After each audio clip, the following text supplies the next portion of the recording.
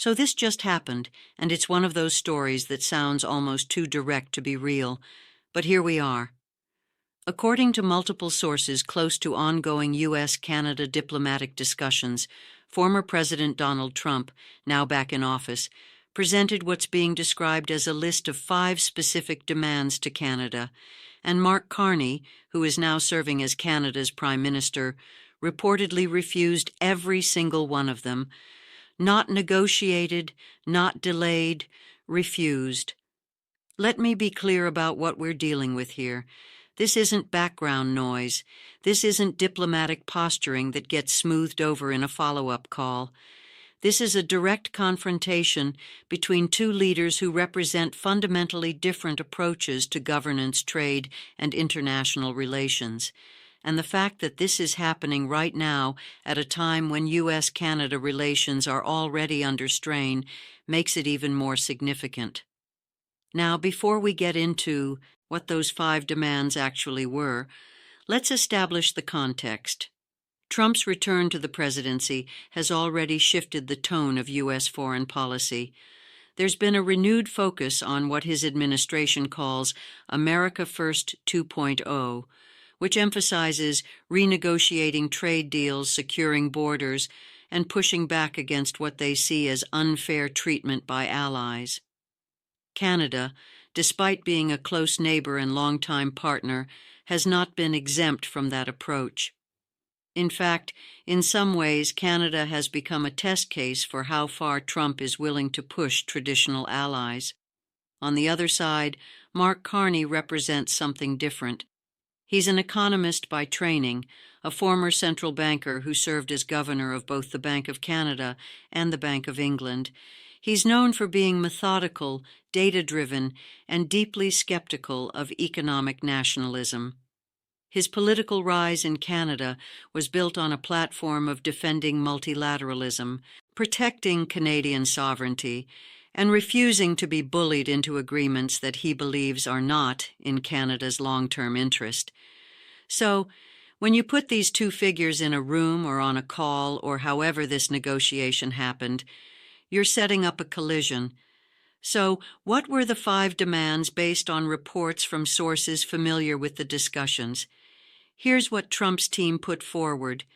First, a demand that Canada immediately lift all restrictions on U.S. energy exports passing through Canadian territory, particularly pipelines and rail infrastructure that cross the border. Second, a requirement that Canada revise its digital services tax, which U.S. tech companies have argued unfairly targets American firms. Third, a push for Canada to increase its defense spending to meet NATO targets and to commit to specific joint military projects with the United States. Fourth, a demand that Canada renegotiate certain provisions of the USMCA trade agreement, particularly around dairy and softwood lumber.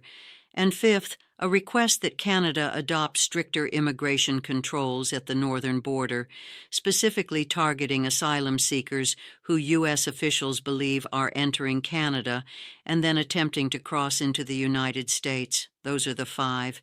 And according to sources, Carney's response to each one was some version of no. Not let's discuss this further. Not we'll consider your concerns. Just no.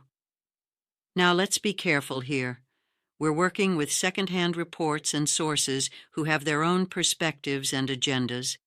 It's possible that the actual conversation was more nuanced than what's being reported. It's possible that there were elements of negotiation that aren't being made public, but the fact that multiple sources are describing this as a flat rejection suggests that something significant happened. And the tone of that rejection matters because here's the thing. Canada and the United States have disagreed on policy before many times, but those disagreements are usually handled through diplomatic channels with carefully worded statements and incremental negotiations. What we're seeing here feels different. This feels like Carney drawing a line and saying, we're not doing this, not on these terms, not under this kind of pressure. And that raises a question. Why now? Why would Carney take such a firm stance, knowing that it could escalate tensions with the United States at a time when Canada's economy is deeply integrated with its southern neighbor? There are a few possible explanations. One possibility is that Carney believes Trump is overreaching and that giving in to these demands would set a bad precedent. If Canada concedes on these 5 issues, what's to stop the Trump administration from coming back with 5 more and then 5 more after that? From Carney's perspective, this might be about establishing boundaries early in the relationship and making it clear that Canada will not be treated as a subordinate partner. Another possibility is that Carney is responding to domestic political pressure. There's a significant portion of the Canadian electorate that is deeply wary of Trump and skeptical of any agreement that looks like Canada is being pushed around. By refusing these demands, Carney may be shoring up his political base and positioning himself as a defender of Canadian sovereignty. That's not cynical, that's just politics. A third possibility, and this is where it gets more interesting, is that Carney has concluded that the USC-Canada relationship is going to be adversarial for the foreseeable future, regardless of what Canada does. And if that's the case, then there's no point in making concessions in the hope of preserving goodwill that may not exist. Instead, the strategy becomes one of managing the conflict, protecting Canadian interests, and waiting out the current U.S. administration. We don't know which of these explanations is correct. It could be all 3. It could be none of them. But what we do know is that Carney made a choice, and that choice has consequences. So let's talk about what those consequences might look like.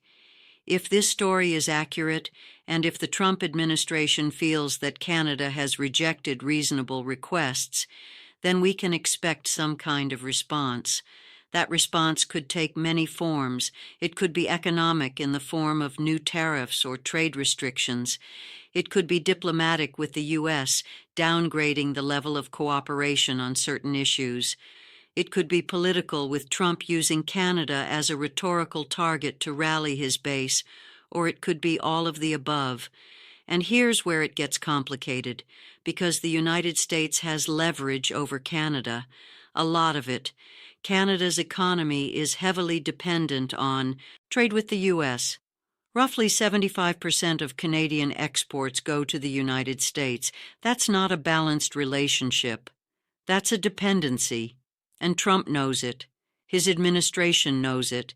And they've shown a willingness to use that leverage in the past.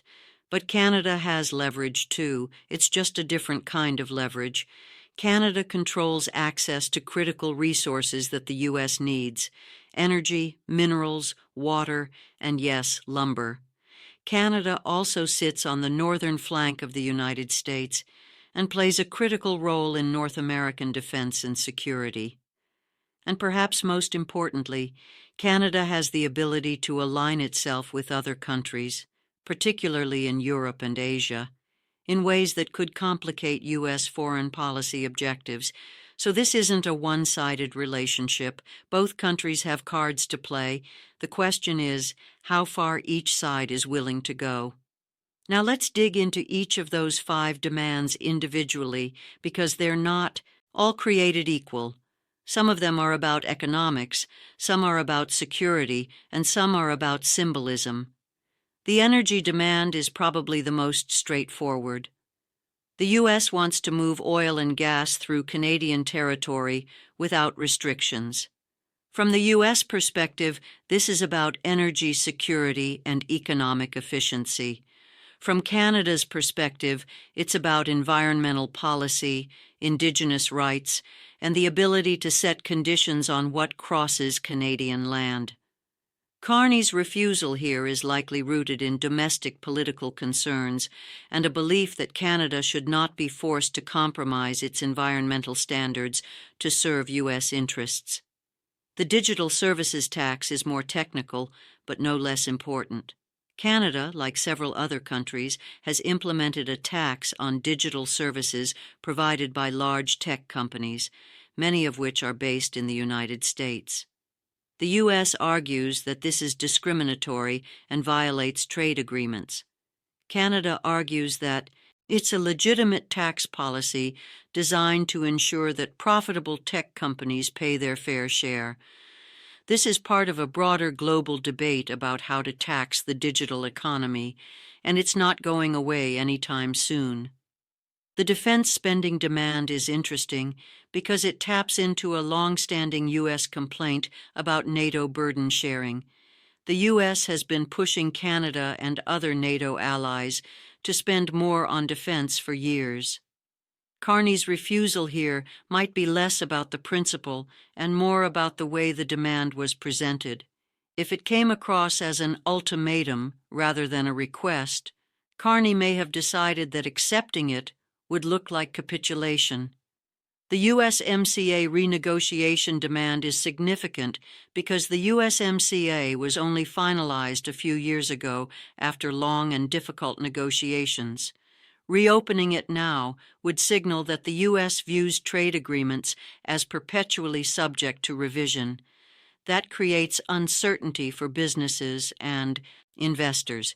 Carney's refusal here is likely about defending the integrity of negotiated agreements and resisting the idea that the U.S. can demand changes whenever it feels like it. And the immigration demand is probably the most politically sensitive. The U.S. is concerned about asylum seekers using Canada as a transit route. Canada is concerned about maintaining its humanitarian commitments and not being pressured into adopting U.S.-style immigration policies. This is an area where the two countries have fundamentally different values and approaches, and finding common ground is difficult. So when you look at these 5 demands together, what you see is a U.S. administration that wants Canada to align more closely with American priorities across a range of issues, and what you see from Carney is a refusal to do that, at least not on these terms. Now let's step back and think about what this means in a broader historical context, because U.S.-Canada relations have not always been this tense. For most of the post-World War II era, the two countries have been described as having the longest undefended border in the world and one of the most stable bilateral relationships anywhere. Trade flowed relatively freely. Security cooperation was deep, and disagreements, when they occurred, were managed quietly and professionally. But that era may be ending. And what we're seeing now is the emergence of a new normal, where Canada and the United States are less aligned, more competitive, and more willing to publicly disagree.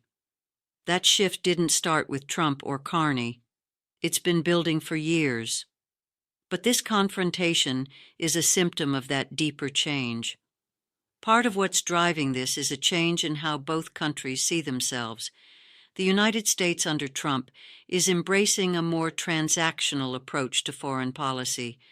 Alliances are viewed through the lens of what they deliver for America, and partners are expected to meet specific demands or face consequences. That's a departure from the post-war liberal order that emphasized multilateralism and long-term cooperation. Canada, meanwhile, is going through its own reassessment. There's a growing sense within Canadian policy circles that the country has been too differential to the United States for too long, that it has allowed American interests to shape Canadian policy in ways that are not always beneficial, and that Canada needs to be more assertive in defending its sovereignty and pursuing its own path. Carney embodies that shift. He's not anti-American, but he's also not willing to subordinate Canadian interests to American demands. So, when you put those two perspectives together, you get friction, and that's what we're seeing. Let me also point out that this is happening at a time when the global order is in flux. China's rise, Europe's struggles, the war in Ukraine, climate change, technological disruption, All of these factors are reshaping how countries think about their relationships and their priorities. In that environment, even long-standing alliances are being reevaluated, and the USC relationship is not immune to that process. Now let's talk about the political dynamics on both sides. In the United States, Trump's base expects him to be tough on trade and to prioritize American interests. That means pushing allies, including Canada, to make concessions. If Trump is seen as backing down or accepting a refusal from Carney without consequences, it could be perceived as weakness. That creates political pressure for Trump to respond forcefully. In Canada, Carney's political position is more complex. He's leading a country that is deeply divided on how to deal with the United States. Some Canadians want a more confrontational approach. Others want to preserve the economic relationship at almost any cost. Carney is trying to navigate between those two poles. By refusing Trump's demands, he's signaling strength and independence, but he's also taking a risk. If the U.S. retaliates and Canadian workers lose jobs or businesses suffer, Carney will face criticism for being too rigid. So both leaders are managing domestic political pressures, and those pressures are shaping how they approach this conflict. There's also a generational dimension here that's worth noting. Trump represents a style of politics that is rooted in deal-making, personal relationships, and the belief that everything is negotiable. Carney represents a more technocratic, rules-based approach that emphasizes institutions, data, and long-term thinking. Those two worldviews don't mesh easily, and when they collide, as they appear to have done here, the result is often conflict rather than compromise. Let's also consider the role of public opinion. In the United States, polling suggests that most Americans don't pay close attention to Canada. It's not a priority.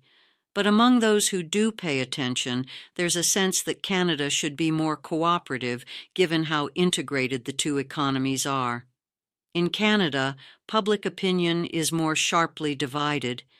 There's a segment of the population that sees the U.S. as a bully and wants Canada to stand up for itself. There's another segment that worries about the economic consequences of antagonizing the United States. Carney is betting that the first group is larger and more politically powerful than the second. Now, what about the economic impact? If this confrontation escalates, what does that look like in practical terms? Well, it depends on how the U.S. responds. If Trump imposes new tariffs on Canadian goods, particularly in key sectors like steel, aluminum, or agriculture, that would hurt Canadian exporters. But it would also hurt U.S. consumers and businesses that rely on Canadian imports. Tariffs are a blunt instrument. They create pain on both sides. If the U.S. restricts Canadian access to American markets in other ways, through regulatory barriers or administrative delays, that could be even more damaging because it's harder to quantify and harder to challenge legally. And if the U.S. pulls back on security or intelligence cooperation, that creates risks for both countries because many of those systems are deeply integrated. On the Canadian side, retaliation options are more limited, but not non-existent. Canada could impose its own tariffs. It could restrict exports of critical resources.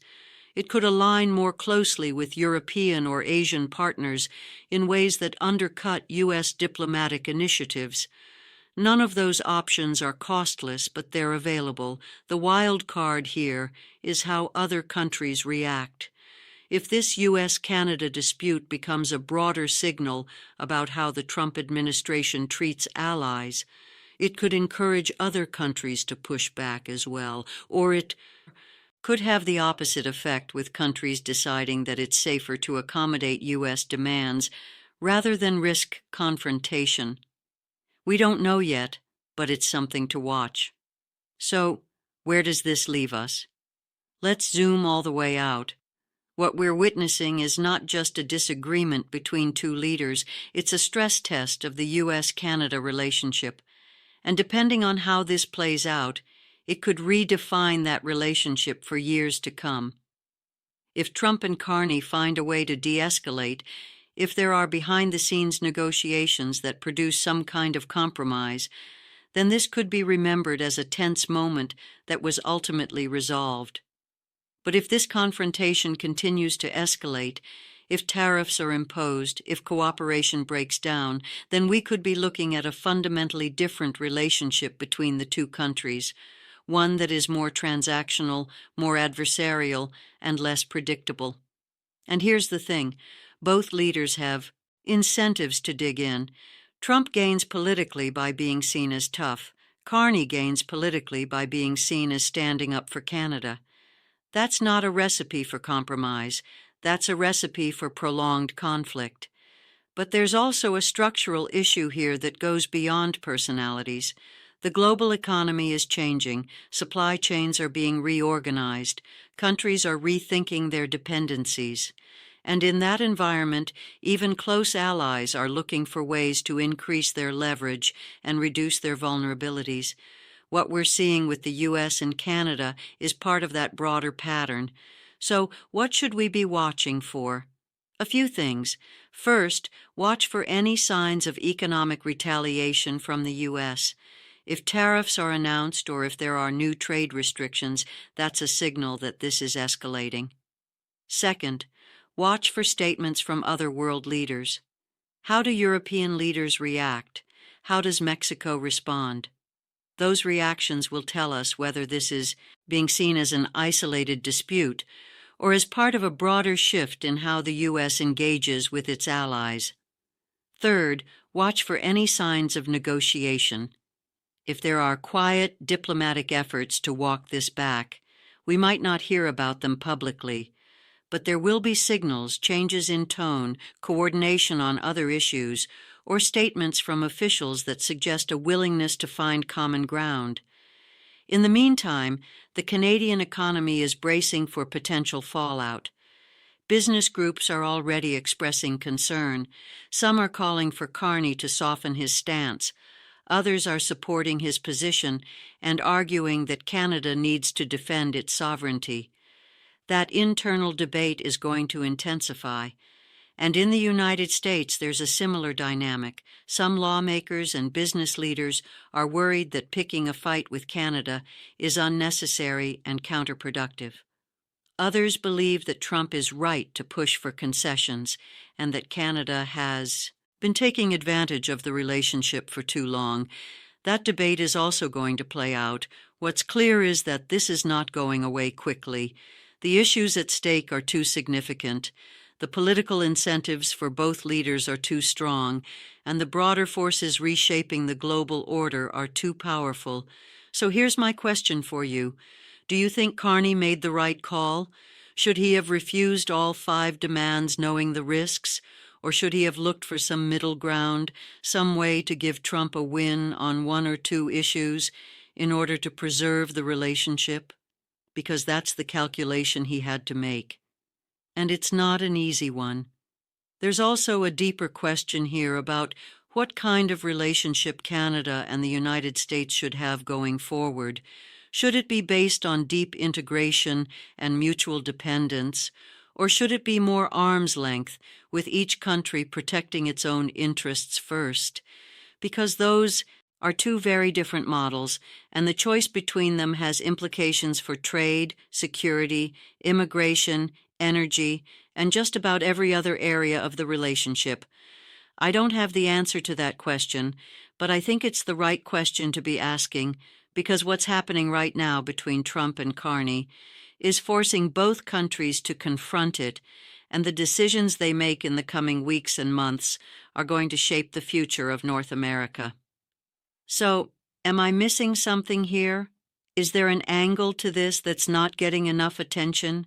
Because the more I look at this, the more it feels like we're watching a pivot point, a moment where the old assumptions no longer hold, and where new rules are being written, and I'm not sure anyone is fully prepared for what that means.